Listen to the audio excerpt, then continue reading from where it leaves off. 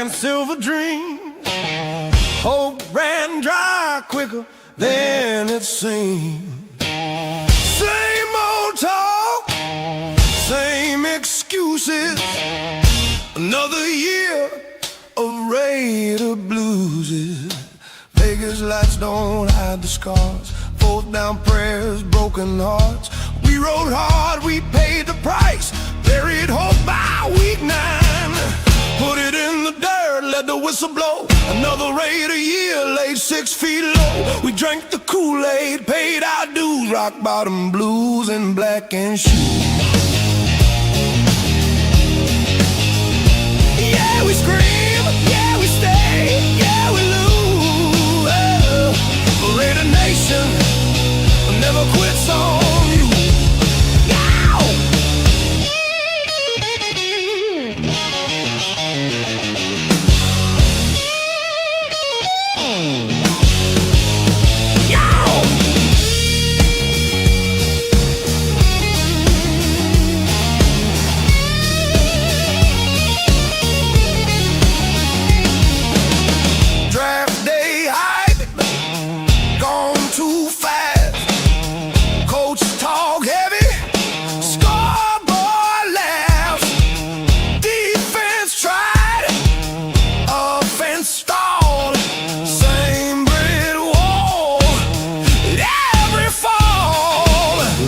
Watch from banners high while Sundays teach us how to sigh. Laugh through pain, curse the screen. Love this team like a bad routine. Put it in the dirt, let the whistle blow. Another Raider year laid 6 feet low. We drank the cool. What's up, Raider Nation? We're back. It's me, your host, JD Raiders First Downs. Usually with my co-host, he's not here. He's playing dead today. Actually, he called in sick. He's not feeling well, so he's not going to be joining us tonight. But I hope all gets well. Duncan, if you're out there paying attention, man, get your electrolytes in you and rest up, my friend. We're going to need you as we go farther, especially into the off season. We're going to kick it off a little bit. We got another guest tonight, special guest, one that is known in the content world. Most people know who he is, but we'll get to that as we kick on through. But first, brought to you by 401_ Raider Jeff Productions, today's monologue. Let's get to it. Raider Nation, it's Tuesday night. You are here. Show me your shield. This isn't just a podcast, folks. This just isn't football talk. This is culture. This is loyalty. This is silver and black heartbeat that does not quit, no matter the record, no matter the headlines, no matter the noise, because being a Raider fan isn't seasonal. It's generational. It's built. It's built on legacy of commitment, edge, and defiance. The standard that was set by Al Davis when he told the world, just win, baby. Not just compete, not almost win, maybe. But I talk about what the word really means. Discipline, brotherhood, accountability, and how it's folded throughout the years. And would some people bring their personal beliefs to that and holding everybody accountable, holding people to the discipline facts of it, but yet still holding that brotherhood. We got a special guest tonight, 25 years serving in the United States Navy, 25 years of structure, sacrifice, and standing tall in moments most people would never understand. And I want to ask Raider Nation something right now. Does this current team reflect the same discipline, that same toughness, that same standard? Or have we drifted? Oh, yeah, we've drifted, all right, especially the last 20 years, don't you think? Nothing's been settled since the glory days of John Gruden 1.0. I about said 2.0, but we'll stick to the 1.0. We'll rise again to the top of the mountain and become that team that stands tall in the NFL. Remember, they still fear us. It's just a matter of time that fear will be daily. Remember, it's just a matter of time. You can wear orange and blue, baby powder blue and yellow, or mustard and ketchup. they ain't got what Silver and Black has. Raider Nation, show me your shield. So let's get to it. So tonight our guest is known to many, but not the way we're going to get to know him. Going to be a little bit more personal. I know he's sitting backstage right now. He's a little nervous. Don't know what JD's going to ask him. Don't worry, it's painless. You don't serve 25 years without having a little bit of toughness and that Silver and Black DNA. Leadership, brotherhood, Raider pride worldwide. Real quick, I'm going to get into the chat. We're going to do some recognizing of the chat. We're going to start off with Big Roz 42. Salute to you, brother. Thanks for coming in.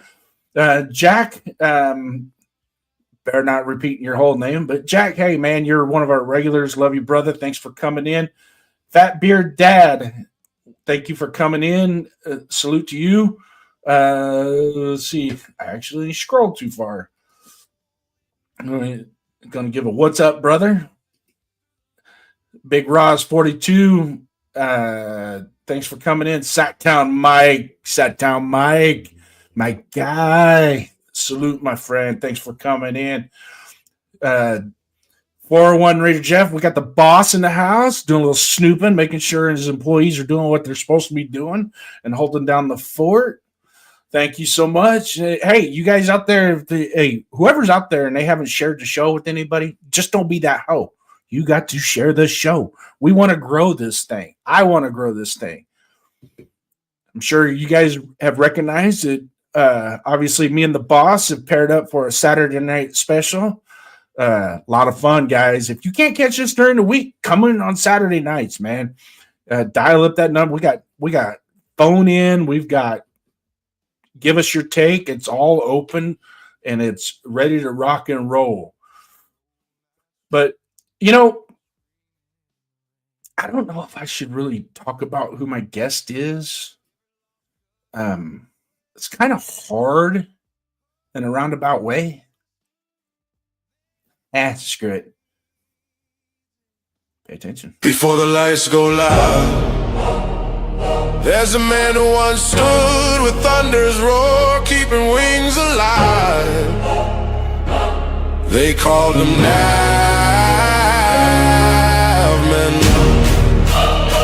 not for fame, but for trust earned in midnight's wild.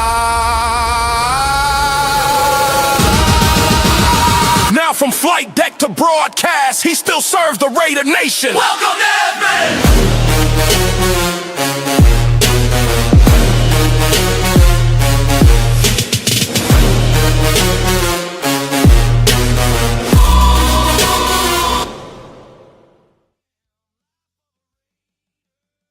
I hope that did justice. Ladies and gentlemen, Nabman93 from the Raider Shield Family Shield, his podcast. I have his link in the description. If you don't have it, if you're on my side, you don't have it, click on that link, subscribe to his show, and don't be a hoe. Nabman, what's happening, brother? Can you hear me? Yeah. All right.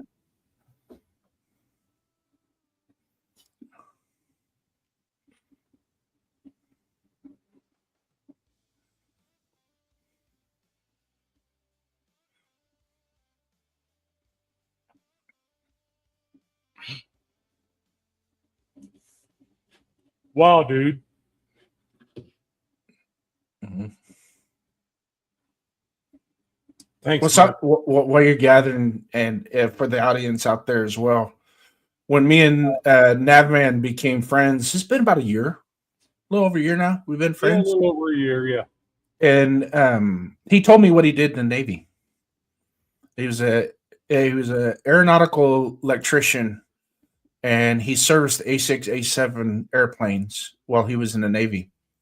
It just so coincidentally, my father, who passed away in 2004, served aboard the United States carrier vessel USS Saratoga during the Vietnam War.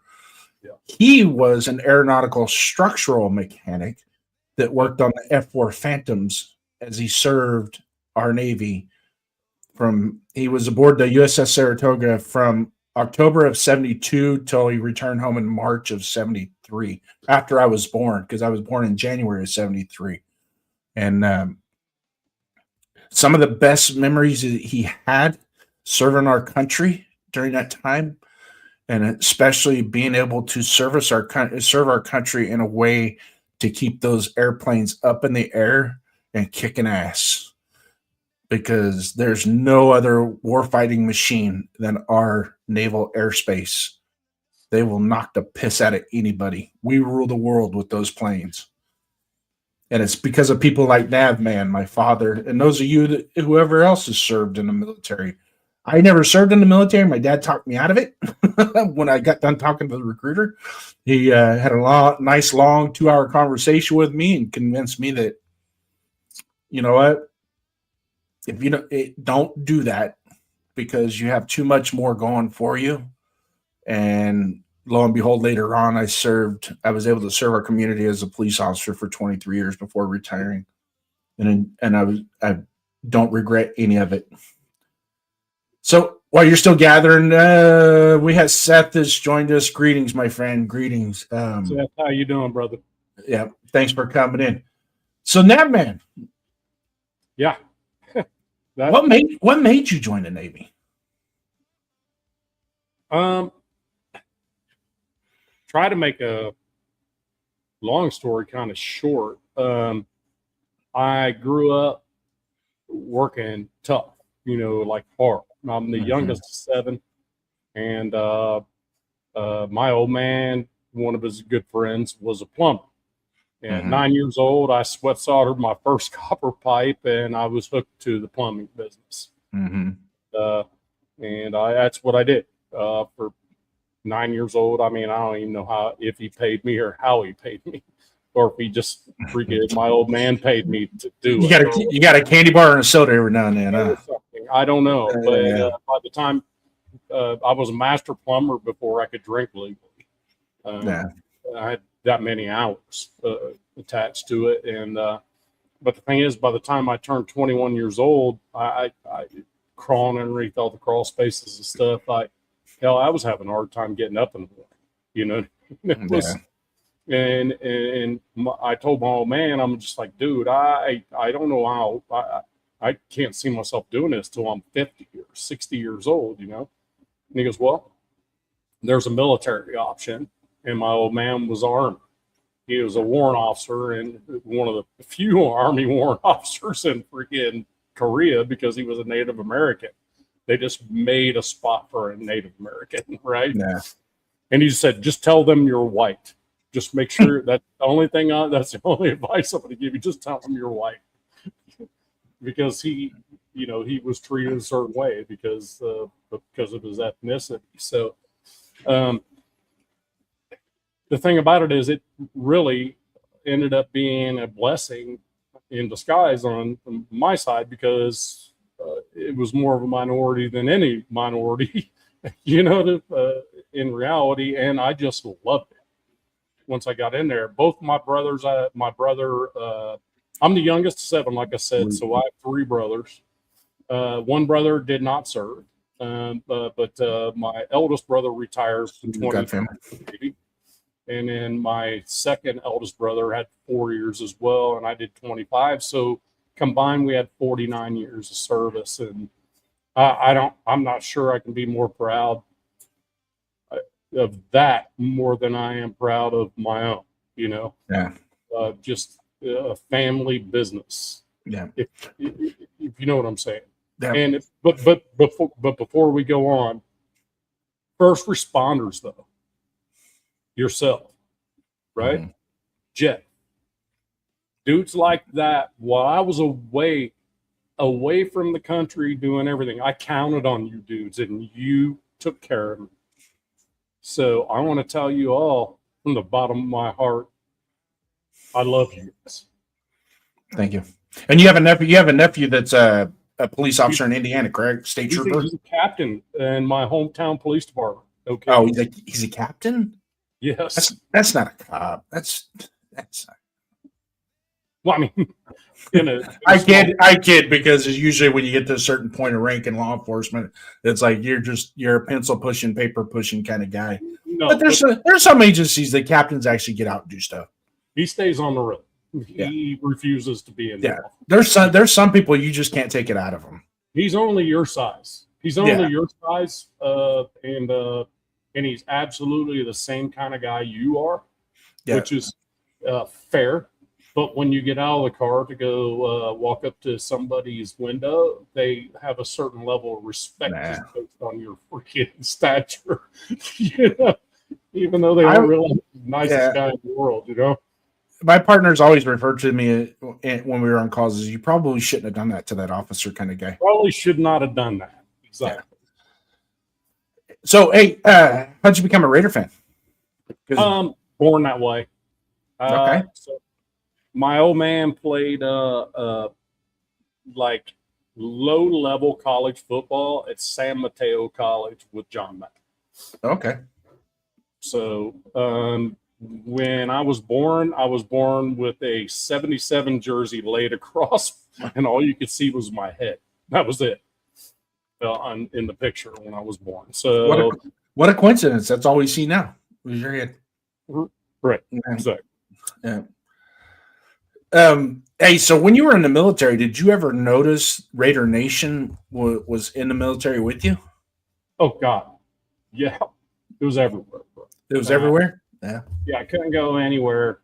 But it was more of a no matter what deployment or what ship you went on, there was always this depending on where you were at. So if I was deploying out of the West Coast on a carrier, there was Raider stuff everywhere. It was Raiders this, Raiders that, right? But you deploy off the East Coast, then you're kind of the minority as a Raider fan, you know what I mean? So it just depends. Being in aviation, all the planes came from all over the country. Yeah. Did you ever rock Raider gear while you were on the base or on duty? Oh God, yeah. And I didn't care. I didn't care who cared. So. Well, you guys sometimes your commanding officers would give you a little leeway depending on what kind of day it was. Yep. I'll give you a 2002 example. So I was a E6. I was in charge of the electrical shop. Just to give you guys a perspective, the nose to tail on or stern to bow on an aircraft carrier is about 3 or 4 football fields long. Okay, so my commanding officer's stateroom in 2002 was about 3/4 of the way back. My shop was about 2 shops from the front. When the Buccaneers and Raiders Super Bowl was happening, they turned the ship around because the satellite dish could not rotate enough to keep a good feed for the game, and everybody shut down the ship to watch the Super Bowl. It was like, we're going to shut down, we're going to watch the Super Bowl. So my commanding officer, when Derek Brooks picked that ball off to pretty much end it, my commanding officer in a flight suit, comes running all the way up to my shop, pops open my shop door, and everybody's getting ready to pop to attention, and he zips down his freaking flight suit and throws open his freaking Derek Brooks jersey at me. Got you! We got you! Thanks for Gruden! And off he rolls back down. I mean, this dude literally ran from 3/4 of the ship away just to do that. Yeah. So that's a memorable experience. And I talk to this dude all the time. I'm like, that is memorable. That is memorable. Not fun, but memorable. Who was the Raider when you first became a fan? The Raider, when I actually started following it, or I just kind of, so there was a period of time, when you're a kid and you're just wearing Raider stuff for no reason whatsoever. You know what I mean? When you're like a 5-year-old, you have no idea. To be perfectly honest with you, Lyle Alzado was probably the very first Raider that got my attention because my dad was so big about Lyle Alzado. You know what I mean? So that's probably the first. And then really when it got to me was like 80, 81, where the Raiders were just feared by everyone. And kind of, I wasn't really, I played football, don't get me wrong. And I played it, I played football all the way up to my sophomore year. I got hurt and it took me out of baseball, so I stopped playing football. But it, just that pure tenacity of ever be on a team. Howie Long at that point, you know, when I'm, you know, that those guys, you know, I mean, and then you roll a little bit further into Charles Woodson. Timmy Brown is the one that breaks my heart. That breaks my heart because that dude did not come to the team till what, the year after we won the Super Bowl in 83, 84. I mean, come on, bro. Actually, 80. He joined the team in 88. Yeah, Okay. it was a few years after that. Yeah, but you know what I'm saying. It's kind of like, and he spent all that time. Yeah, I always said that Tim Brown had Rich Gannon for at least 8-9 years as his running mate. No. If he would have had Gannon for 8 or 9 years versus just 3.5, 4 years, I think he would have. I think he would have had more. I think it would have been easier to push him in the first ballot. But man, he caught touchdowns from 29 different quarterbacks. He did. He did, and that's insane. That's why I hate it for Timmy Brown. And the thing about it is, everybody's like, you know, when it comes down to Max, like now, it's like, well, we want him to be a Raider forever. Well, look, Marcus Allen wasn't a Raider forever. Yeah, Timmy Brown was forever. Yeah, we're gonna get more into the Raiders' legacy later on in the show. No, later on that's my point. You asked me kind of like where it all like rolls. But so, Rich Gannon, I thought if we had Rich Gannon a lot earlier, that would have been a game changer. So getting back to the chat real quick. God Family Raiders for Life. Thank you for coming in, brother. Frankie Weber, my guy. Thanks for coming in, man. David Zahn, 6911. Thank you for coming in.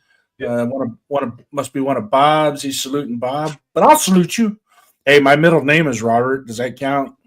My dad's name was Bob. So no excuses. All that are on my channel, no excuses. I sent the same link for mine. I sent that link on IG and I sent his as well. So the subs should be hit those thumbs up. The thumbs up is what really matters. If you have like 20 people watching and you got 18 guys hit the thumbs up, man, YouTube loves that in their algorithms. They love that. But we're gonna dive a little bit more. Just getting started, people. I mean, if you're sitting eating dinner and don't feel like eating all of it, and you just want a little dessert, hey, we're here just like a cupcake, man. Ready to make it sweet and simple. So kind of peeling back a little bit on your military service.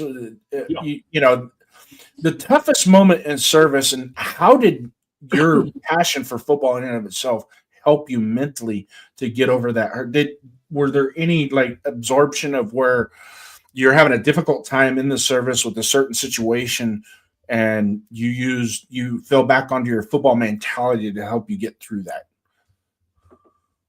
Yeah, the thing about it is when the struggles started happening, they were more personal ones, like a family one. I lost a daughter in the midst of it, a young one, 4 months, and it was more of a leaning on family thing. But I'll tell you what, just being able to talk Raiders a little bit and being able to see what the heck the Raiders are doing helped a lot. Yeah. Took my mind off the silly shit, and my youngest daughter, which she's my youngest daughter now, the one we lost would have been the youngest, but Cheyenne is a full-blown Raider fan, and she pretty much didn't have a choice either. I did the same thing to her that my dad did to me. Just put a Raiders jersey on her before she even knew what the hell happened, and she stuck. So pretty much kind of the same thing, you know. No. Yeah. So yeah, but yeah, it does matter when you have something to root for, you know, outside of what you're doing for work. And I mean, I hate to say it for work, but it's when you're in the military for a while, you kind of stop thinking about the bullets flying. You stop thinking about getting run over by a jet. You stop thinking about getting blown off the flight deck into the ocean, and you more just kind of start going into like a automatic mode. And when that happens, that's when it gets scary. When you're automatic, these things need to scare you all the time. The Raiders kind of kept me out of that a little bit, where I could just kind of come off a deployment and just watch a season or whatever, and just let me kind of refocus back on what I'm doing at the time I go back. You know what I mean? Yeah. So if that answers your question, I'm not sure if that did. There's no wrong answer with these questions, my friend. No wrong answer. I'm not grading you, and I'm not grading you to scale either. So there's no. Well, I was waiting for a grade at the end. Well, so 401 Raider Jeff coming in with a not so super chat. I was eating till I saw Jason's mug and had to stop. Really? I guess what he means by that. Apparently, he hasn't looked in the mirror lately. Well, you know, firefighters and police officers think they're always going to have a jab at each other. I'm just saying.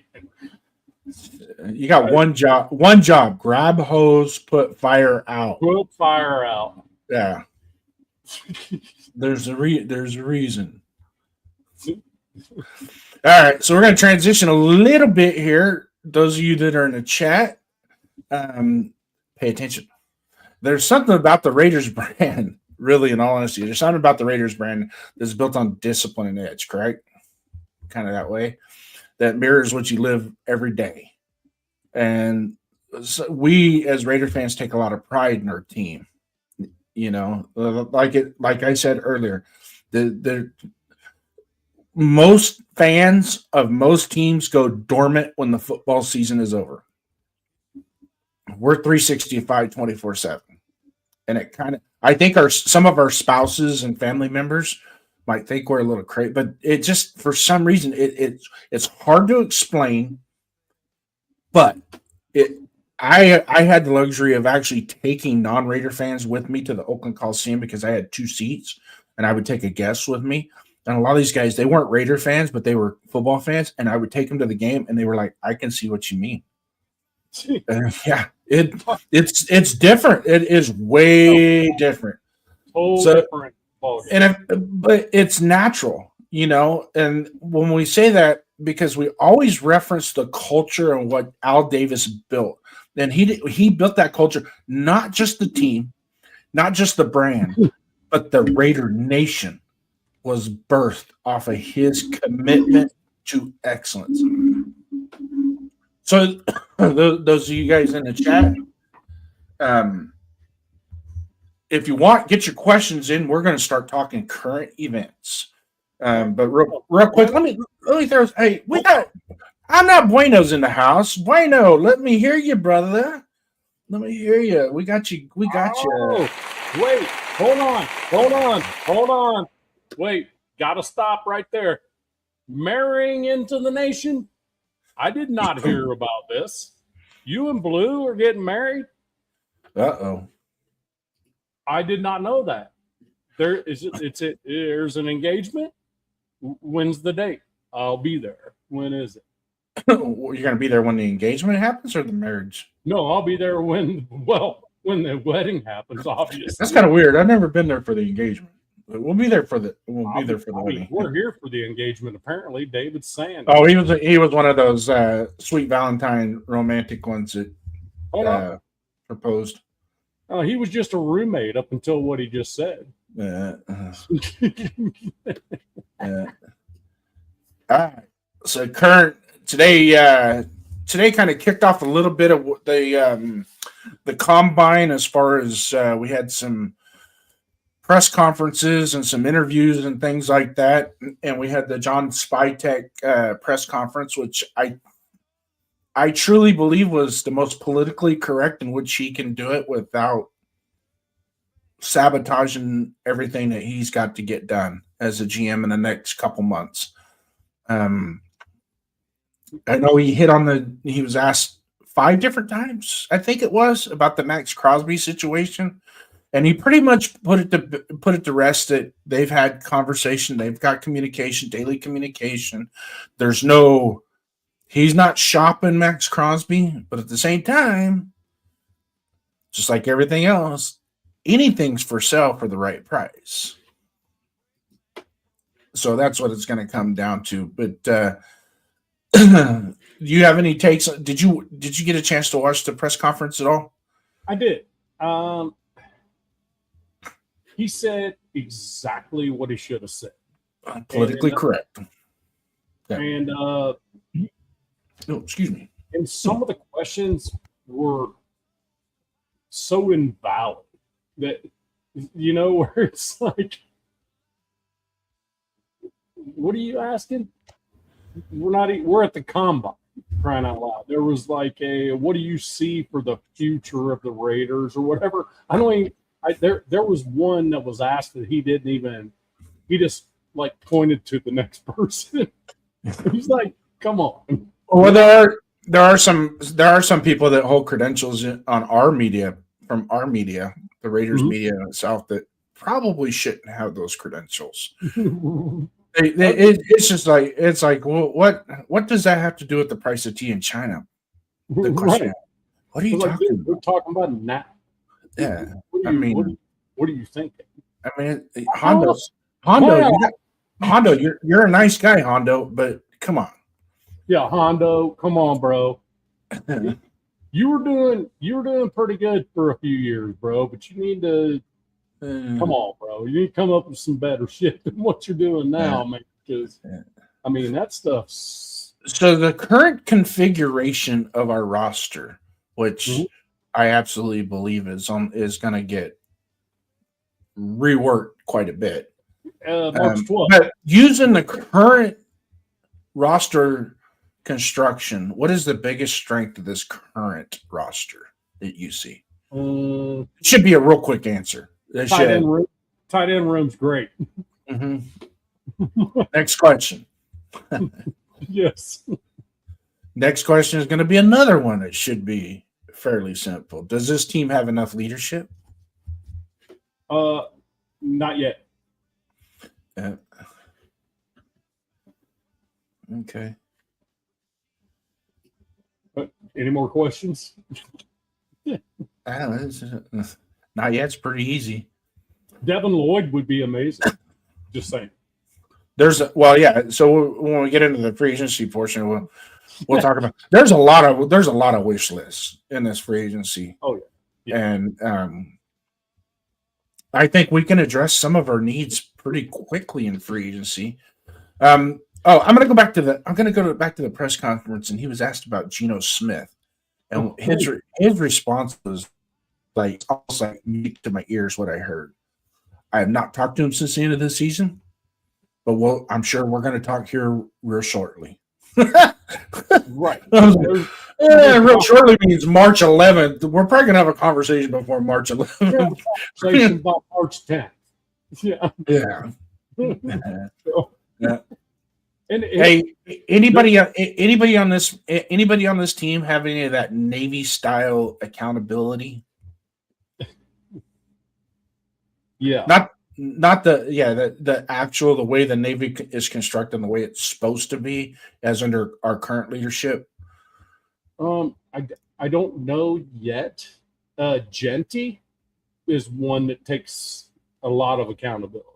He comes from a military background. He does.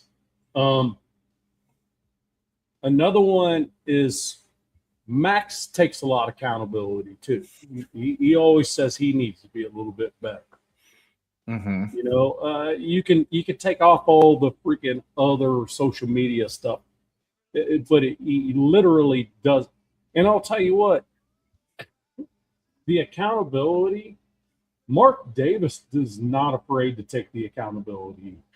Even though he doesn't know football, he's not afraid of taking the accountability for what's happened in the last 10, 15 years. He's not afraid to do that. And I'm okay with that. I'm going to tell you what, Adam Butler's a dude that impresses me. Mm-hmm. That dude impresses me. He takes accountability as well. I think our younger players are buying into that stuff. Like Jonah Lalalu. Jonah Lalalu actually was consistent and he played fairly well last year. He did. Tonka in the short time he got, he was up in the backfield all. He looked pretty good the last couple games. So got some good reps in. Accountability, in my opinion, is this. From my standpoint, when you talk Navy, you asked me about how it's a Navy thing.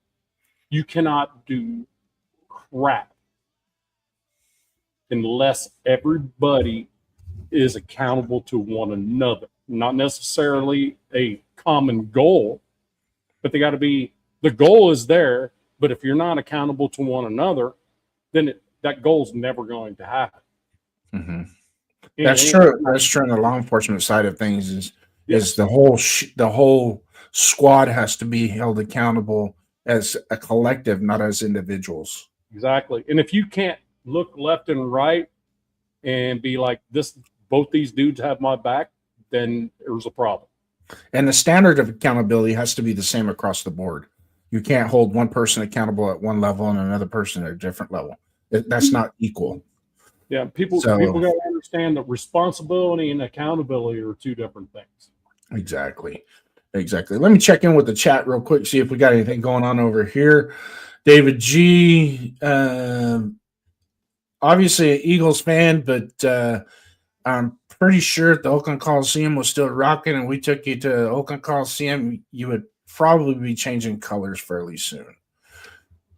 Although Eagles fans are pretty passionate. They are pretty passionate. So, back in the day, when is it? What was the name of the stadium? Was it MetLife?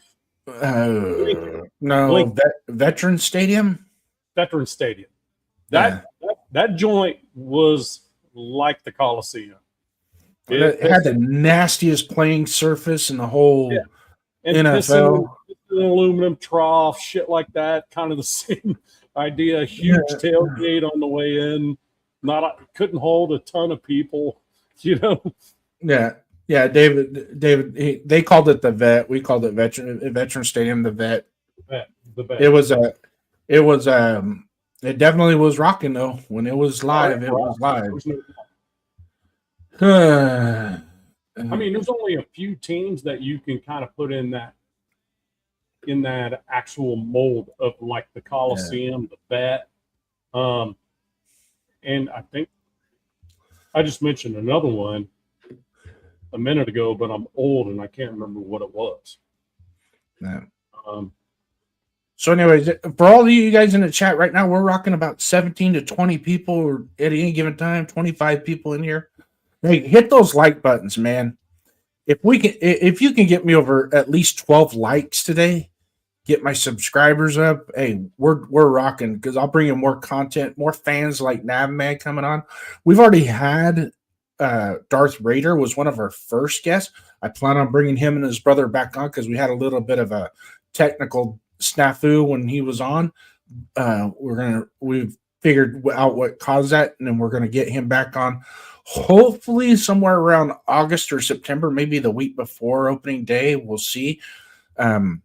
But also, too, if none of you guys, if anybody's in here and they're not subscribed to Navman's channel, go in the description. I'm running it in the ticker right now if you want to copy it down. But if you want to just do a click real quick, go into just your YouTube description, click on it right there. It's in the description.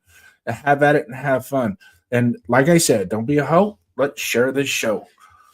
Getting back to where we're supposed to be in our topics. Go ahead. Do you think we're tough enough up front, or does this team play, or do you think this team plays angry enough? I didn't see any emotion last year, and the year before there were occasions of emotion, but I think a lot of people were standing around waiting for somebody to make a play. And usually I never really saw the actual emotional aspect, unless Brock Bowers made some circus catch or something. And then we would kind of see the sideline be a little, hands in the air and people hooting and hollering. But for the most part, like I went to a game not last year, but the year before in 2024, I went to a game. It looked like a morgue down there on the sideline, and that was in the first quarter. It's like, come on. Now, I know some of it, you're the home team and you look up in the stands and it's 70% of piss yellow towels waving around. That would make me mad too. But you know what? There's only one way to fix that, guys. Got to win. You get paid to win. You get paid to win. You go win, the fans will come. Yeah. All right. So, having said that, there are some people that are going to be retained on the roster that we need to keep our eye on, correct? 805. 805's an now. What did you just call me? Well, I didn't call you. Did I call you? I didn't call him. In fact, I even forgot about 805. Hey, if anybody has ever watched his show, it's pretty good. Especially when he has Severe and Chris protect the show. Good stuff. Good stuff. But not great stuff. It's I know I know Jeff is saying here 15 minutes till the President of the United States State of the Union address. Okay, whatever. Unfortunately, this is my union right now, and you ain't got to hate, and everybody can love me. Yep. So I didn't. That's all right. That's all right. One of these days, I want to hook up with him on a live on the show and see. Same. I'm the same. He's got a funny bone. I know he's got a funny bone. We just got to get it out of him. Oh, but I mean, you get him on video, like out in the open when he's had a few in him. He's just a tank top, just rolling around, freaking dancing like a white man, even though he is. If I saw him in person, I'd put him up on my shoulders and walk through the crowd with him up on my shoulders. we would party like it was 1999. There's no doubt about that. All right. So, of all the players that we are going to retain, what's the one player you think needs to step up right now? I have two, actually. Okay, go with two. And the first one don't count. Malcolm Kuntz, fact. Okay. I think he's already done it, but I think he can go even bigger is Adam Butler. Okay. Big about the defense on the defensive side. What we've seen and what we saw changing a little bit as things changed across the defensive line. Mm-hmm. Adam Butler is the dude's I don't know how you replace Adam Butler. I really don't. He is a workman, and he basically represents in that interior defensive line what we expect. Somebody that's going to bring his lunch pail every day to work and give us the best. Even on his bad days, he's not going to quit on us. Nope. And he's had some bad days, but he still would make a play or two later on in the game, and not, he's not a burden. I can tell you that he is not a burden, and I would really, in all honesty, say he's probably our most important piece on defense, more important than Max. Wow. Okay. And I'm talking from a fundamental standpoint. Okay. From a fundamental standpoint, and one who doesn't crave the accolades. He doesn't crave the superstardom aspect of it. But like I said earlier, he's a bring your lunch pail to work every day and does what and puts the work in. And Max trusts him, that which is good. That I mean, he trusts him. So now, I can I respond to that? Mm-hmm. I agree with you that Adam Butler is probably the centerpiece of the interior of that defensive line. Mm-hmm. I would be a little bit shocked and a little pissed off if the Raiders turned Adam Butler loose. Like release him or trade him? Yeah, I would be a little pissed off about that. That would probably I'd probably get more mad at that than if they traded Max Crosby. Yeah, Max Crosby would be because somebody just gave an outlandish number, and I'd be okay with it. Man. You know what I mean? Because edge rushers, you can go find them. You know what I mean? Yeah, edge rushers don't grow on trees. No, but you can go find them now. They seem to be everywhere. Yeah. But the thing about it is, I guess I wanted to say this about Max would be this. There's a difference between an edge rusher and a defensive end. An edge rusher is Trey Hendrickson. So all he does is run up the field and chase a quarterback. Once that's done, he's done. Mm-hmm. You know, now Max tends to be able to peel around inside and stop the run. Mm-hmm. He's a true defensive end. That's why it's 10 sacks a year. It's not 22. But Myles Garrett's that same guy, but had 22 last year, and he's that same dude. So when I start comparing those and people start comparing Myles Garrett and Max Crosby, I'm like, it's not even close. Max Crosby is freaking Kobe Bryant or Michael Jordan, right, of defensive ends. And Max Crosby is maybe, say, Allen Iverson, some shit like that in the NBA. You know what I mean? It's not even a comparison between the two. Myles Garrett is far beyond what Max Crosby is. They do the same thing, but Myles Garrett's better at both of them. So when people try to compare the two of them, I don't see the comparison.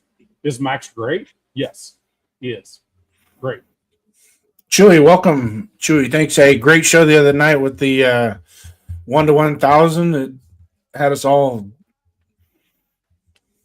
That was some funny stuff in that chat. That was funny. Yeah, we had a great time. Chewy's throwing his shorts out there too as well. Anybody go to Chewy's Raider coverage, click on his, subscribe to him. He started about this time last year himself, and he's already at 500 subs. He's cooking. It's got great stuff, and hopefully one day we can meet up. We can meet up online do a live together and put a little flair into some of this stuff that we do. Hey, G-Fam, can you put Jess's link in the chat, at least on my end, and then switch over to Jason's and throw it in there? I don't know if you can, because I don't know if you're a mod over there. You can throw it in there. Mine's real easy. At Raiders First Downs. Just type that into the URL bar and it should take you right to my channel. So we're clicking along here. Seth, thanks for joining, Seth. I want Adam Butler to be a Raider for life. I totally agree. I think he's right up there with the Otis Sistrunks and the who's some other ones that we had that were longtime interior defensive linemen. Not much of a Greg Townsend, because Greg Townsend was a sack artist. He got a lot of sacks, and but somebody that you could really depend on in the interior offensive. When that linebacker lines up in the hole next door to him, they know that number 69 is going to take care of business. Adam Butler is going to get nothing but better, and he is not. He's still a youngster. He's still young. Okay. Moving on. Do you? It's kind of a quick back question, but I'm gonna throw it at you anyways. Are we building something real, or are we still missing an identity? Are we building something real or what? Are we still missing our identity?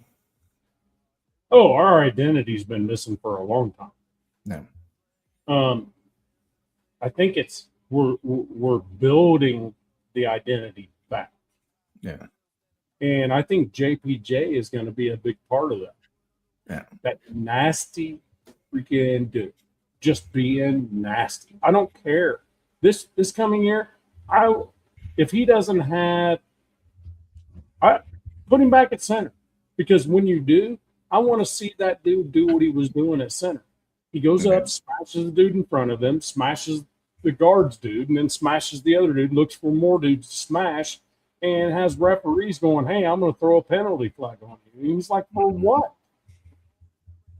You know, that's what I want. I want his mentality spread across that offensive line. That's what I want. And that's a start right there. You get dogs in the building and you get a dog pack.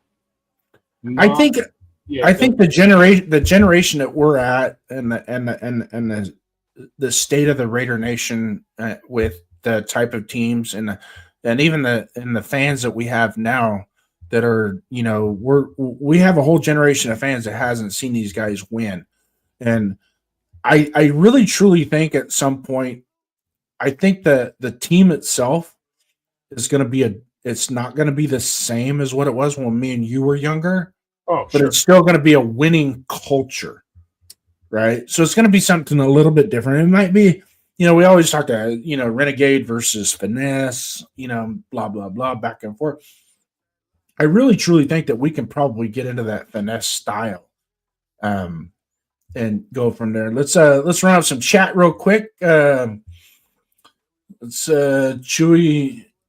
got Raiders covered, or no, this is Chewy's channel.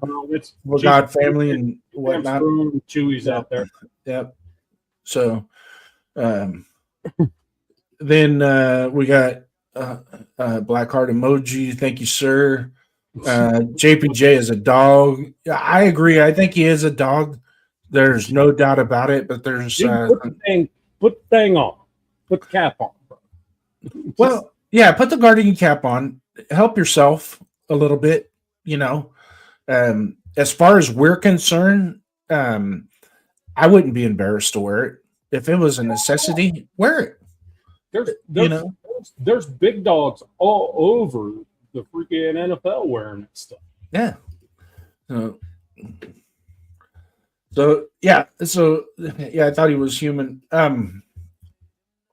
So now, man, I'm gonna bring you into your Navy veteran perspective here. Oh no, a little bit more, and we're gonna just kind of this is real quick. This is painless. It's, do you value culture greater than talent? Yes. Do you value discipline greater than flash? Yes. Okay. Those are some characteristics that are fairly important because if you look at our history, a lot of our successful teams were not flashy. It was grit. It was discipline. It was culture. You notice I didn't hesitate. No, and that's the way that segment is supposed to be. So we're gonna parlay into segment 3. Segment 3. Are you there? I hear you.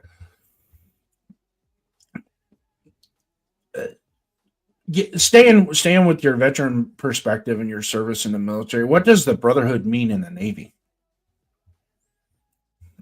Well, you look left, right, forward, and backward, and you can expect that you're going to be able to count on everyone around you. Mm-hmm. In case you make a shitty decision, they are going to have your back. You know, regardless of whether it's in wartime, whether it's working on a jet, whether it's this, they're not going to be afraid to tell you, dude, regardless of who you are, whether you're say, put it in an NFL term, a rookie or second year guy, or you're that Pro Bowler or whatever, you get in that room with those people have your back all the time. And that's what's been missing, I think, with the Raiders for a long time, is that mindset. Gotta be able to take care of each other. Mm-hmm. You gotta work as a team, and you gotta care about the dude next to you. Yeah. Gotta care. Like their family. Yeah. So we talked a couple minutes ago, like I was talking about as well, and the question that I just posed and what you were talking about, you're going to transition into this right quick because it's going to be all inclusive. Do you think today's NFL still has that old school Raider grit? Do you think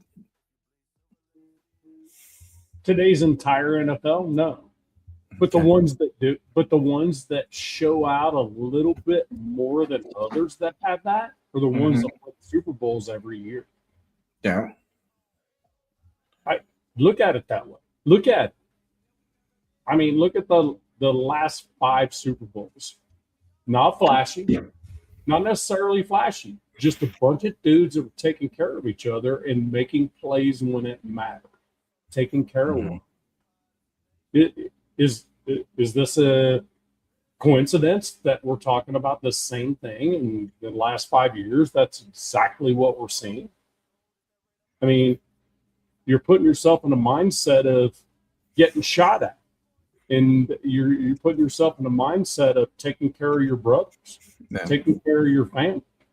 You know, it's not about you. If it's not about you, you do better. Yeah, one of the things that I see, especially with the NFL today, is getting away from what really how the football game in and of itself is built. And I see a lot of, and this, I've said it before and I'll say it again, establishing the run, stopping the run is the core component of being a successful football team. Period. The end, full stop, clip that. You because right now, as we speak, had the Buffalo Bills stuck to the run game in the second half, you know, and I'm talking about, you know, where you're doing 2 things. One, you're gaining yards, gaining first downs, and you're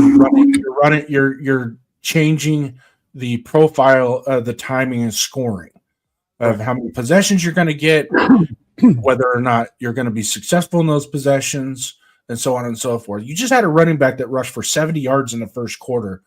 He puts the ball on the ground one time. Okay, punish him for a series, get his butt back out there, and you start feeding him again. Because I wholeheartedly think that if they would have stuck to the run game, Sean McDermott right now would probably still have a job. And they did that last year against the Kansas City when they played the Kansas City Chiefs. I'm yelling at the screen, why are you throwing the ball? There's 8 minutes left in the game. You got a 10-point. Why are you throwing the ball? It doesn't make no sense. You got a running back that's clipping 5-6 yards a carry. Keep pounding the rock. Because when the Chiefs got to the Super Bowl against Philadelphia, for my Philadelphia fan out there, this is what I saw. Now, Saquon Barkley only had, about 69 yards rushing off of 30 carries? Not pretty, right? Every one of those runs counted. They made a difference. Because by the time Chris Jones and the boys were ready to put their hand in the dirt and try and rush upfield, they didn't have nearly the energy they had because they've been trying to tackle this boy the whole game.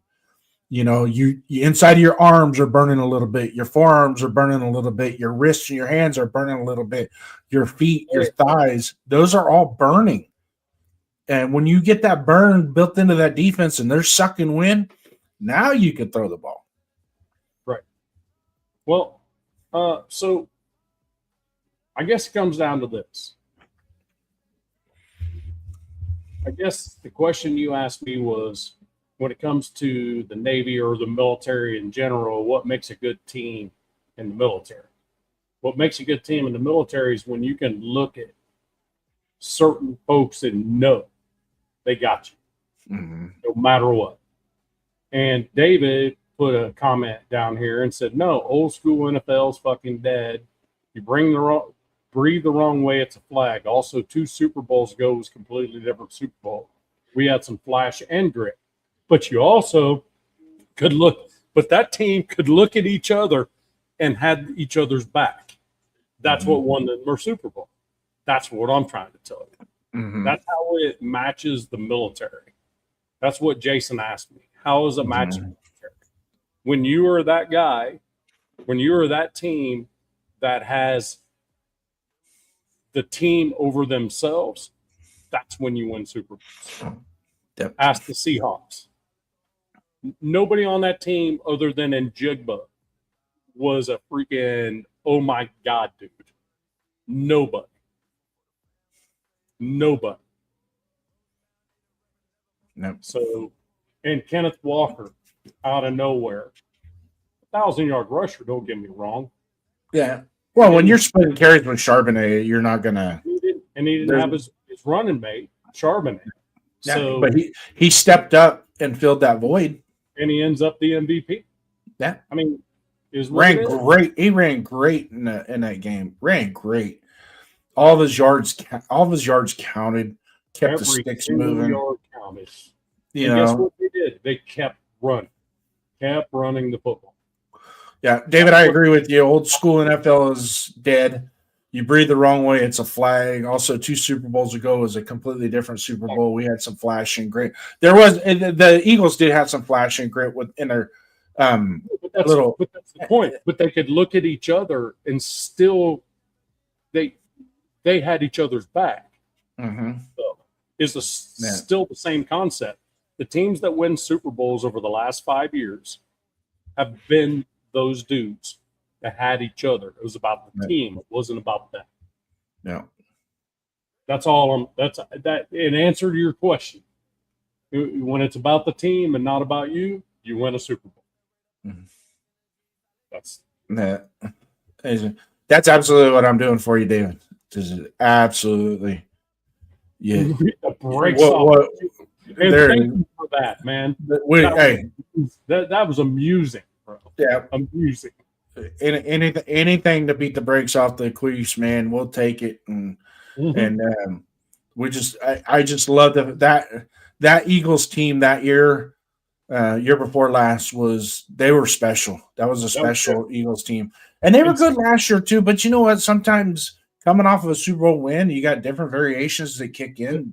Certain people get an injury or something, and they're not. They can't keep an offensive coordinator for more than a year. Well, it's another thing. I mean, they're constantly changing their offense. I mean, it's so. I mean, you should never change. You should never change Saquon Barkley's path to greatness ever. No. When you talk generational talent, he's generational talent. That's generational talent. That's your definition right there. That's your definition of generational talent right there. Yep. So. But hey, let's move on. Let's get a little power through this a little bit. Hey, what defines a true Raider fan? Are you asking? Yeah, I'm asking you. The chat could chat in on it too. What defines a true Raider fan? Tell me. The definition of a true Raider fan is one that became a Raider fan, and regardless of win-loss, you're still there, no matter what. Win, lose, draw, through all the thick and thin, you're a Raider fan. You decided that, or had decided for you when you were born, and you stay that way. Mm-hmm. Win, lose, or draw. Yeah. That defines a Raider fan. When it comes to a Raiders player, is loyal.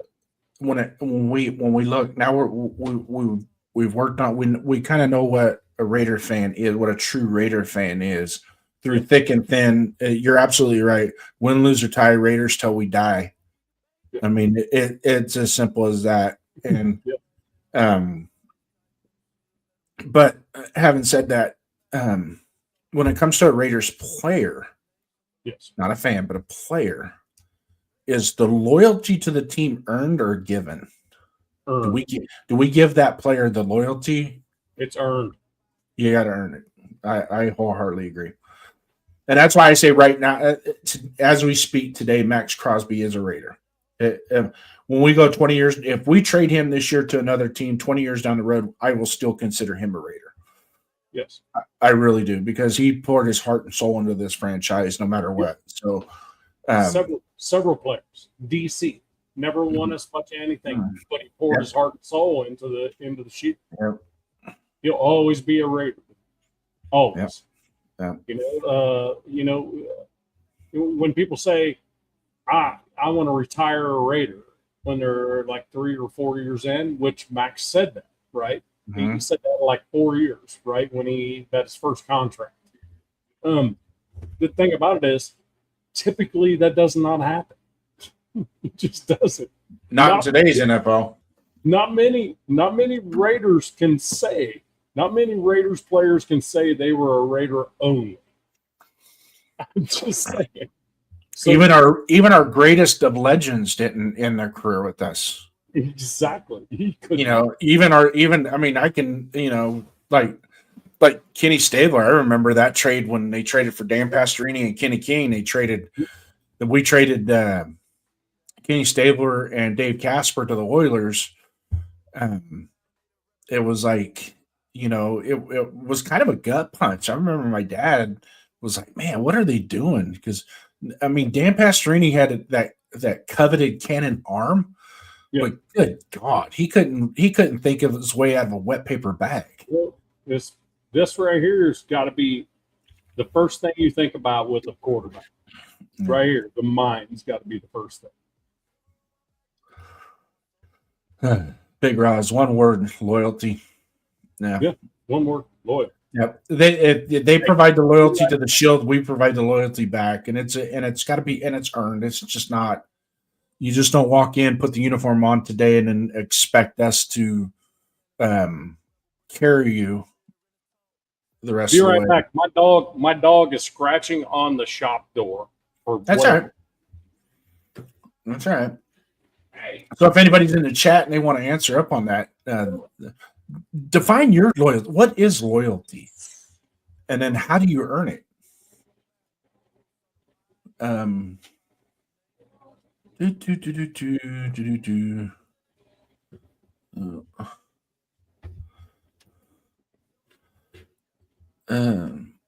Yeah, family. Yeah, and Sacktown, for us that come from that spent a lot of time at the Oakland Coliseum and during the tailgates out in the pre and post game parking lot. You're absolutely right. The Raider Nation is a family. Literally, I can go to the grocery store and see another guy with the Raider hat on, and within less than a second, we are striking up a conversation, just expressing how important the team really is to us. And I like knowledgeable conversations with a lot of them, but sometimes, you get guys that are they're diehard Raider fans, don't get me wrong, but they really don't focus on the ins and outs of it, Ardell, welcome aboard. Welcome, Ardell. Didn't get a chance to say, hey, brother. How are you? Thanks for coming in. Once again, hey, guys, if you're in here, hit those like buttons, man. Hit those like buttons. Brothers there. Jason, we were talking about military and what it means to build a team. Mm-hmm. These dudes can tell you, too. Yep. About it. Yep. So now we're back onto the military. After 25 years in uniform, what does it mean wearing the silver? What does wearing the silver and black mean to you? Damn. I wish you would have asked me that question so I could prepare for it. This isn't an open book test. It means the same as it always did, except for one thing. Now that I'm retired, this is my team. Mm-hmm. It's changed a little bit. Yeah. Once I'm retired from the military, now I have a team that I've always been a fan of. Now it's kind of mine. and I'm kind of treating it the same way I did as when I was in the military, I guess. Does that make sense? Yeah. Ardell has in the chat here. Ardell, some guys just rock the silver and black. And I'm going to take what he said and say, and then there are some of us that just believe that that's all we have is silver and black. I mean, any color combination that I ever think of starts with black and ends with silver. I mean, the walls painted in my room here, they're gray, not silver, because I didn't want that sparkly stuff. But they're still gray with a lot of black. And then we're going to come in here with Big Ross 42 as a fan. Loyalty is being there for the team no matter how bad we are. Never being afraid to support our gear and always ready to yell Raiders. Raiders.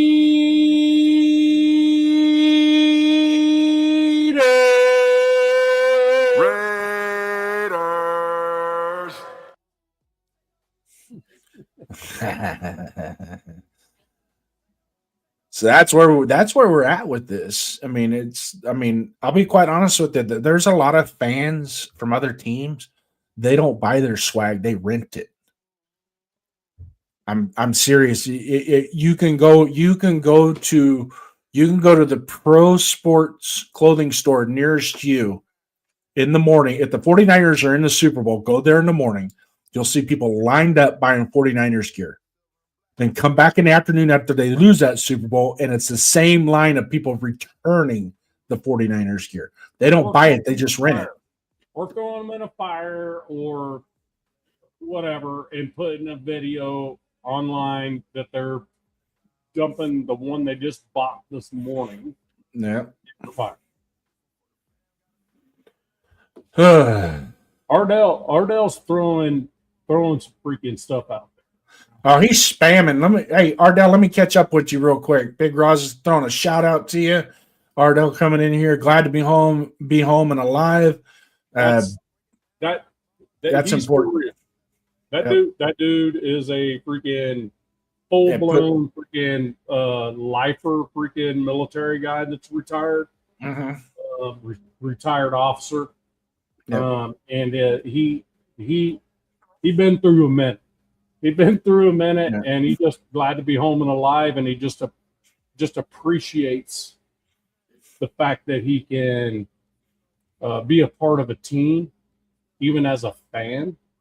I think I know I'm speaking for you right now, but be a part of the team, as a fan, and have that without getting shot at, which is kind of cool, And that's a big deal for a military guy. Yeah, 49ers are the biggest poser fans. And coming from the Central Valley, California, it's like 50-50 Raider fans, Niner fans. And I tell you what, man, after a while, you're just like, they want to throw stones at us. And it's like, come on.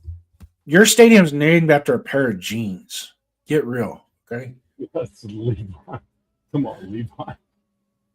From every race, creed, and financial background you can expect. Yeah, some of our super fans, believe it or not, are very there was one guy at the Oakland Coliseum, he dressed up. I'm trying to think of what character he dressed up as, but he was a doctor. Hellraider was another one as well. Furpo. Oh crap. Raiders. Now that's cool, but Furpo expects something from me every time he does that. So Furpo has like 97 jobs. He's hardly ever off work. So anytime he throws Raiders in on my channel, if I may, I got to give him a shout out. Let me clear my throat here. Come on, Nancy, spit it out for you, baby. Oh, Raiders.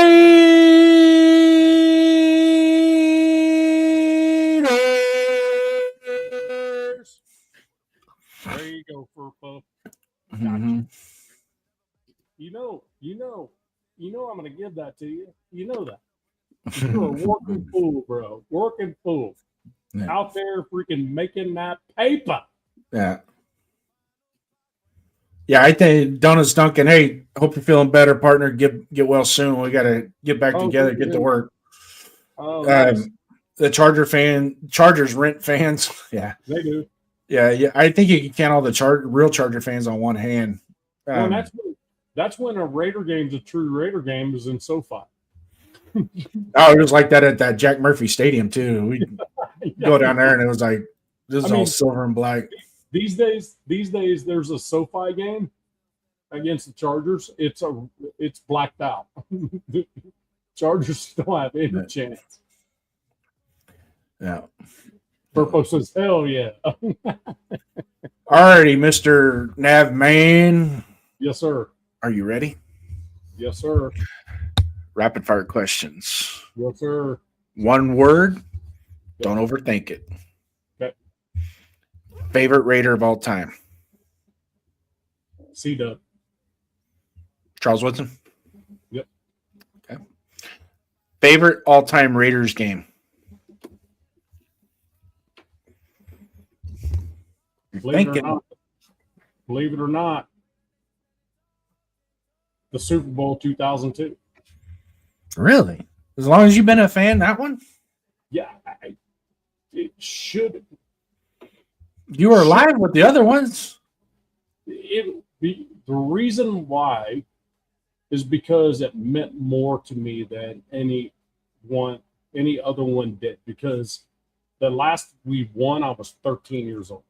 Mm-hmm. It meant more to me then. And played our ass off, even though we got freaking, it was stumped the chump because we gave our freaking coach, you know, and who in the hell would have guessed that the Bucks were going to go to the Super Bowl, for crying out loud? They never had been there. So it was one of those where I was like, yeah, I would say that one right there for me.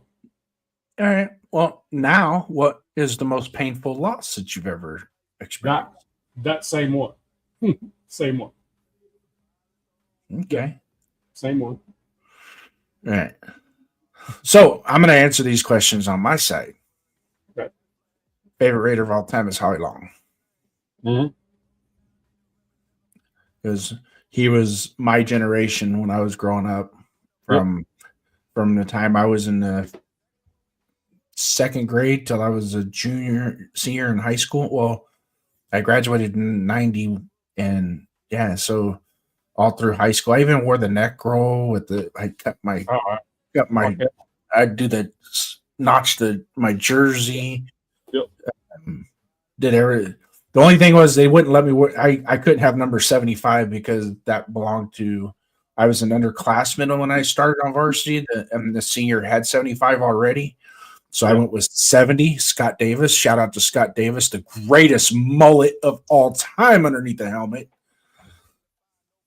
He was wearing number 70 at the time. So I'll do number 70, and then I just kept it my senior year.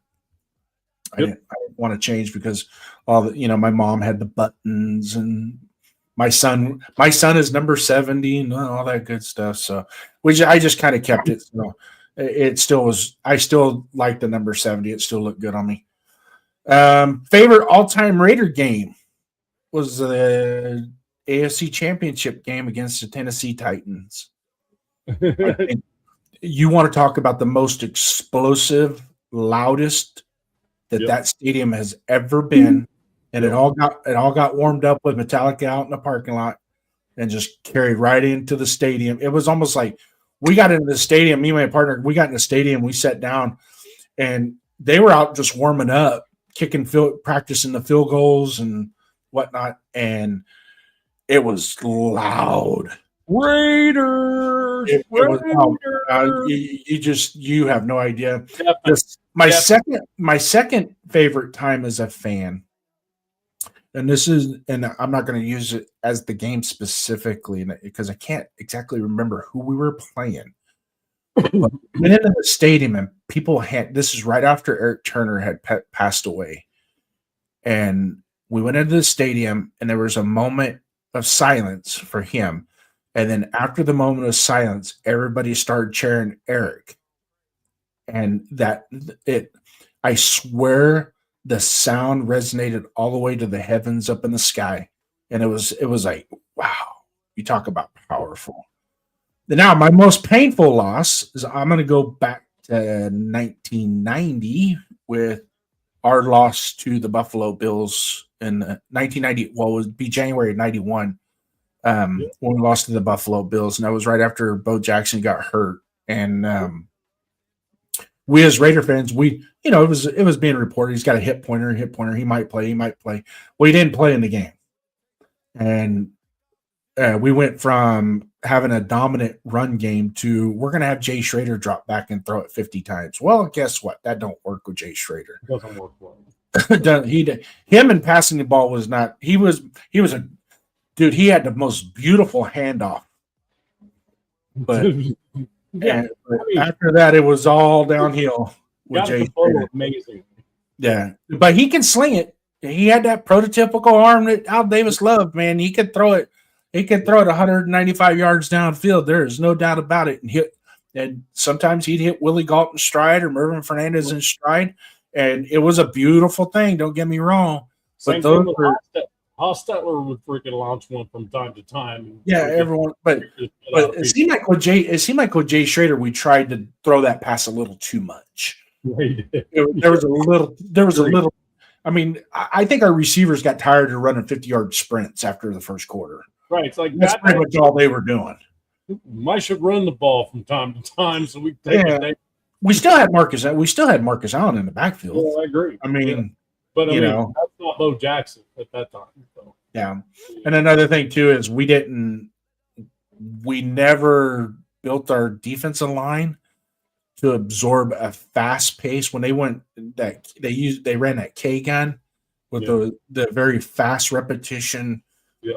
Semi no huddle to semi no huddle type offense, and Howie Long and Greg Townsend and Bill Pickel, they're over there before they can even get their win back. The next play was coming, and it made it. After a while, it was like, man, we just can't.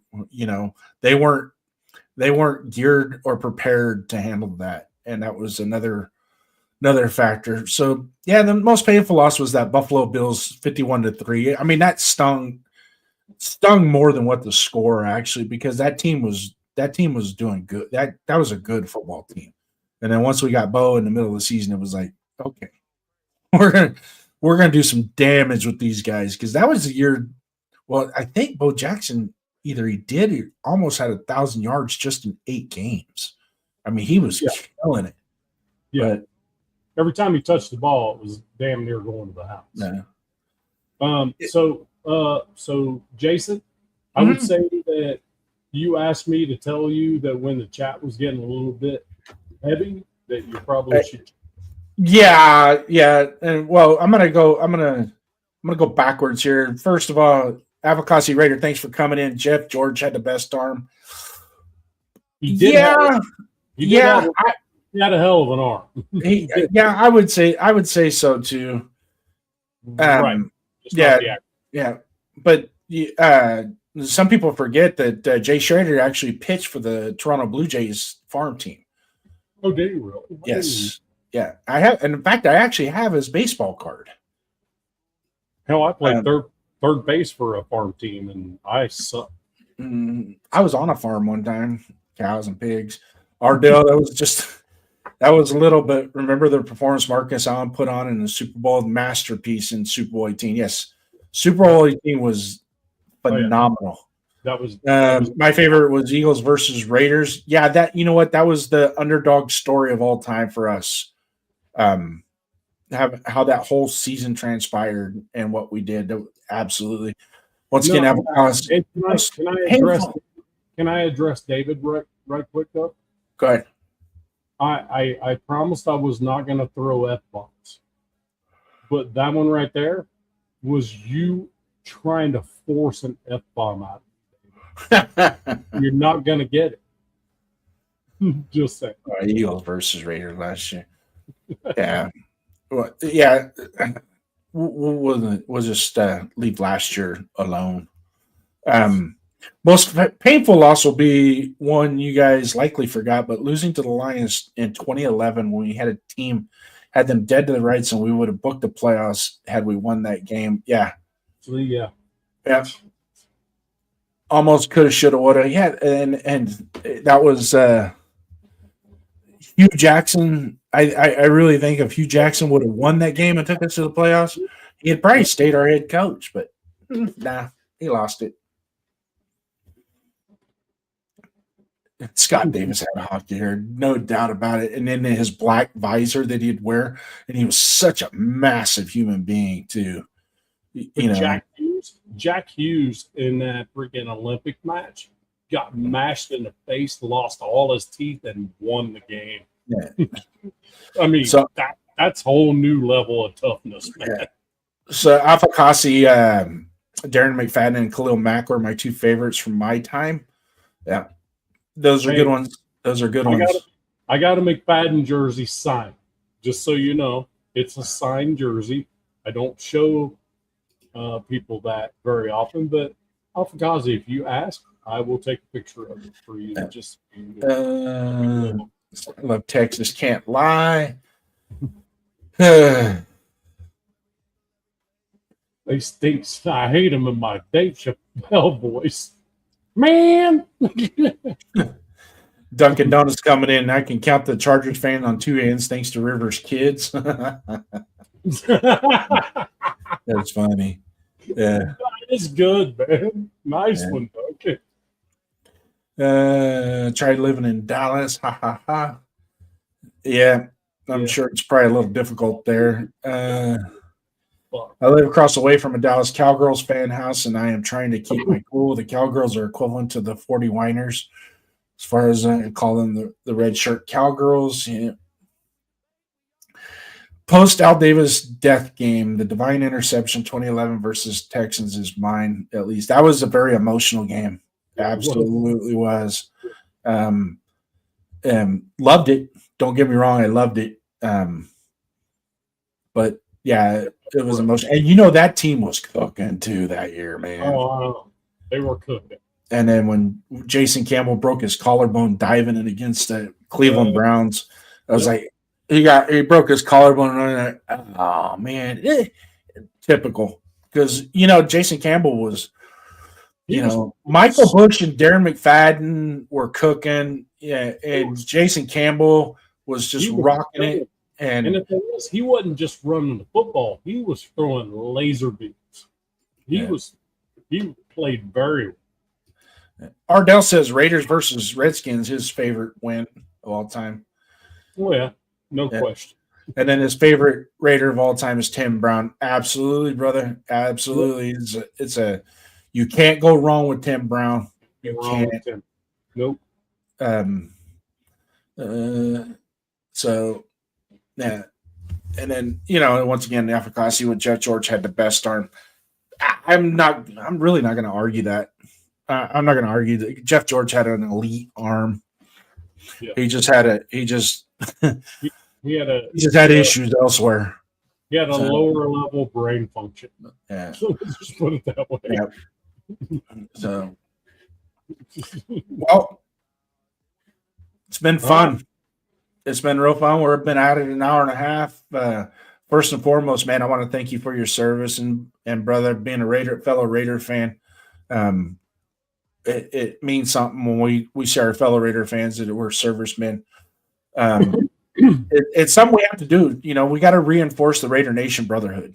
And whether you're in Australia, New Zealand, Greenland, New York, Puerto Rico, wherever you're from, if you're a Raider fan and you bleed silver and black, you're part of that brotherhood. There is no doubt about that.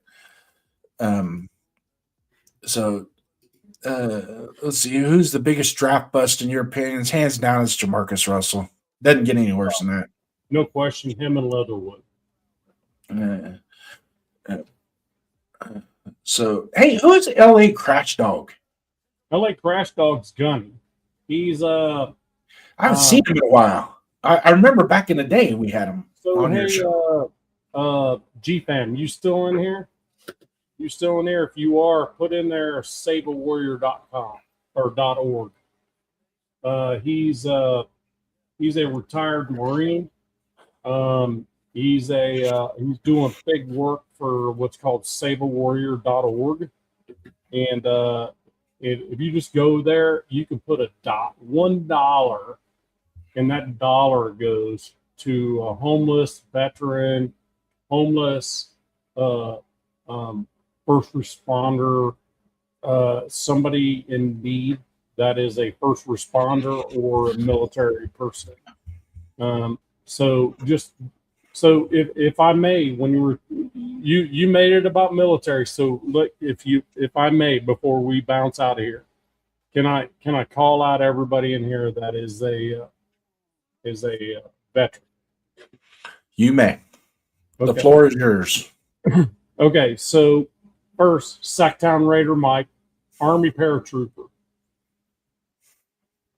So back in the day, because he's old as dirt. That dude's old as dirt, but he looks good for as old as he is. Anyway, he's gonna flip me shit for that. Anyway, Ardell is a retired Army officer, I do believe, and he's been through some stuff, and still he's alongside me. The Raiders keep you grounded, having a new team to fight for. And then let's see, there was, who else was in here? Dang it, there was somebody else in here too.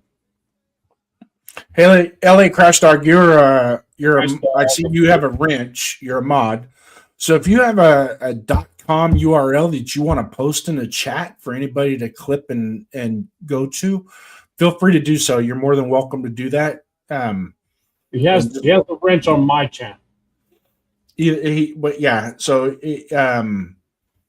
just go ahead and clip that. Throw it in a chat, and actually, what I'll do is once you do that, go ahead and do that, and once you do it, then I'll clip it and I'll put it in a banner so it's showing. Saveawarrior.org is easy. Saveawarrior.org. Okay. Yep, very easy. And it's not just military. It's firefighters, it's nurses, it's paramedics, it's everybody. It's, it's police officers, it's first responders, everything.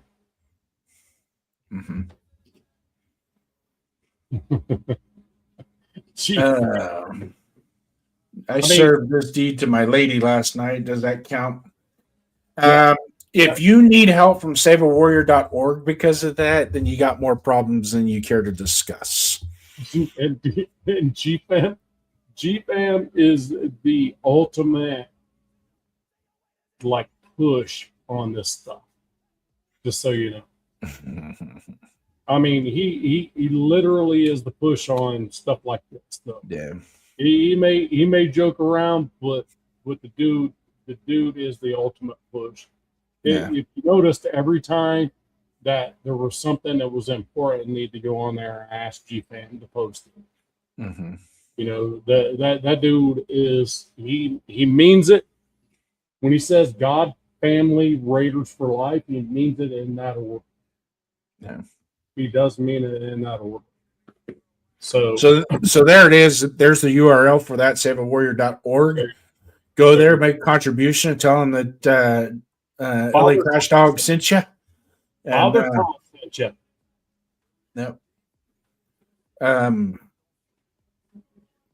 So from the high seas to the black hole, loyalty never dies. Am I correct there, Mr. Navman? What's that? I said from the high seas to the black hole, loyalty never dies, does it? Love that, and absolutely. Is there anything else you want to talk about? Yes. All you guys that I'm seeing with that chain link on there, every one of you should be subbed to this man Jason as well, because probably won't be the last time I'm on this show. Okay, But I'm going to tell you what, you need to sub for this dude because he's putting on the content that is freaking amazing. We're talking about good stuff, and we're talking about stuff that makes sense. We're not speculating.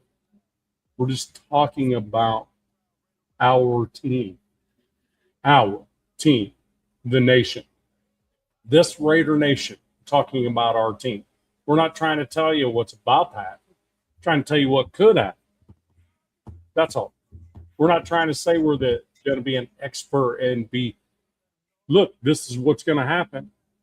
We're not doing that. Okay? To me, it's important because I'm going to be off my show for a while. Because I got a big move coming up, got a lot of stuff going on. But this Tuesday show is always going to be something I'll be available to do. And the Wednesday show with the Wild Wild West, which would be the AFC West, I'll be available for. But my own show, I'm going to have to shut off for a while. You know, we'll get back to it at some point. But I'm going to tell you something. This dude deserves your subs. So, G-Fam, one more time, can you please put that sub in the chat on my side to make sure that these subs happen before we close this thing down. Please do that.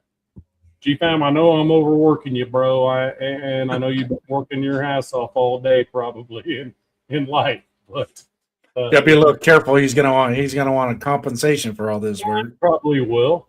Once I get 500 subs, he will get compensation. LA Crash Dog, thanks for subbing, brother. Appreciate it. And so let me dive into a little bit what I got going on here. Obviously, as you can tell,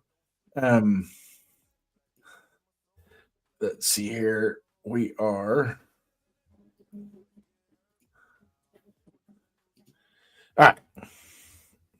Oh, housekeeping there for a second. Sorry about that, guys.